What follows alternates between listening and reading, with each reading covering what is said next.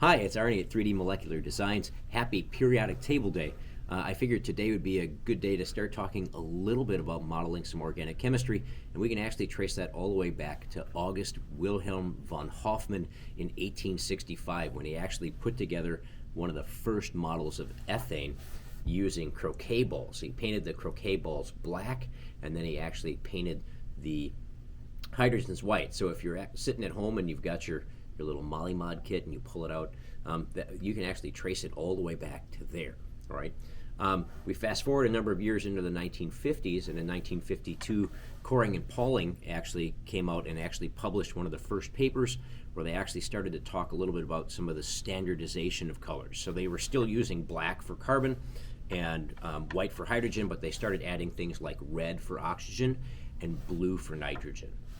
And then a few years later, Colton came along in 1965 and actually started adding some of the additional molecules, including halogens and metals. So today we actually call it CPK, going back to Corey, Pauling, and Colton, the ones who standardized the method, and we actually utilize it in all of our models here at 3D Molecular Designs. So I hope you have a wonderful periodic table day. Happy modeling.